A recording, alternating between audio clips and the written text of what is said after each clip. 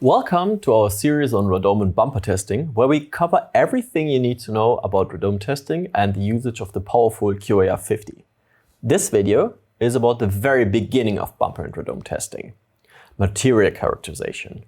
So how has material characterization been performed so far? Either the quasi-optical approach that I've presented before, or waveguide-based setups were used. So the quasi-optical setup is what you see on that slide as a photograph on the left-hand side and as a schematic drawing on the right-hand side. So we have the corrugated horn antennas, we have the mirrors to focus the beam, and we have this very small sample holder where we can position our samples. So this is the most precise setup that you can use for such kind of measurements. And the question is, how far is the QAR50 result actually away from this super precise result that you're getting with the VNA setup? So on the left-hand side, looking at the curve, we can see the QAR50 measurement in blue and the quasi-optical measurement in red. So it can be said that within the measurement tolerances, the QAR50 measurement result and the quasi-optical measurement result are more or less completely identical. So for material characterization, we can use as well the quasi-optical approach and the QAR50. So how do we perform material characterization? Basically, there's two ways to characterize the material using the QAR50. So looking on that slide, we can understand why and how these ways work. So we have the material depicted in blue, and we have the transmitted signal and the reflected signal at all the transitions between the different layers. That means the material is arriving at the first transition between air and the material.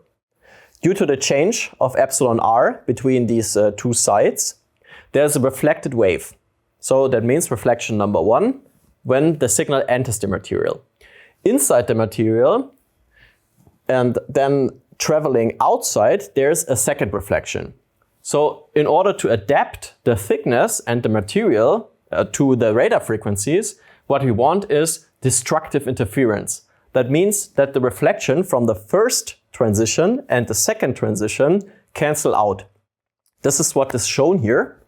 And a second way how we can measure the permittivity is by measuring the phase. So inside the material, the wave is traveling at a different speed. So it's no longer traveling at the speed of light, but at a slightly different speed. And that is causing the phase change. So that means there are actually two ways of characterizing the material. First way is through the resonance frequency, and the second one is through the transmission phase.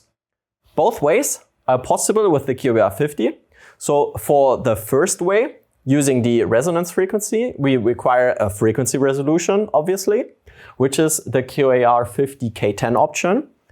And you see the formulas down there. And the second way is due to the phase shift, which is the QAR50 K20 option. And as well, the formula are depicted on that slide. So much to the theory. Now let's see how we can perform this measurement on the actual device. Therefore, I have prepared two samples. The first sample is just a standard polypropylene plate with a certain thickness that you have to measure because you need to know the thickness as precise as possible in order to perform the characterization. And the second sample is the exact same one, just with the primer on. And my intention is now to characterize the primer.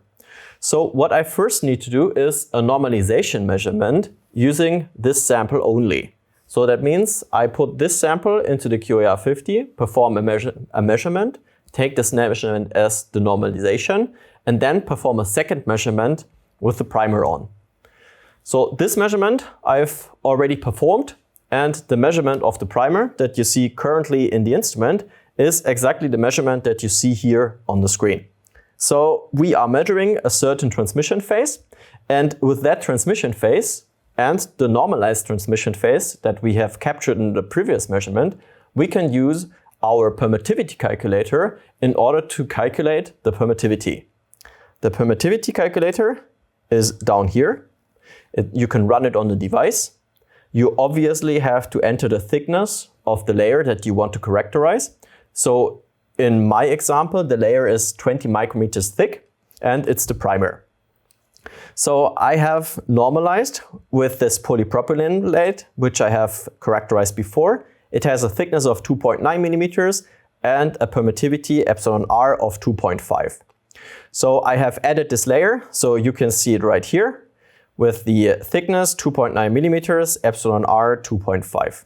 So now the software tells me, okay, given the thickness of the primer has a rough estimate, or a rough estimation of the permittivity that the primer has is 28.6. So since the permittivity calculation is highly dependent on the thickness of the part, it's super important that you measure the thickness of the part or the thickness of each layer with the highest precision possible. Let me demonstrate this to you again with this sample. So this is the unpainted polypropylene plate without primer, without any additional layer. So I have this measurement as well. So let me load that measurement. It is this measurement right here that I used before as normalization. I obviously have to change the thickness now, which was 2.9 millimeters. And I need to delete the normalization. So the epsilon r that this plate is giving me in the range that I'm expecting is roughly 2.5.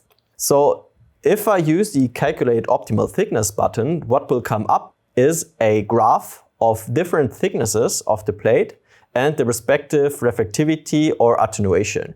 So you can see if this would be my radome, what would be the optimal thickness of the plates. So in this case, you have an optimal thickness right at 1.2, 1.3 millimeters and another optimal thickness at around 2.5 millimeters. So you can see how the transmission loss and the reflectivity are correlated and correlate with each other. So whenever you have an optimum in reflectivity, you as well have an optimum in transmission loss.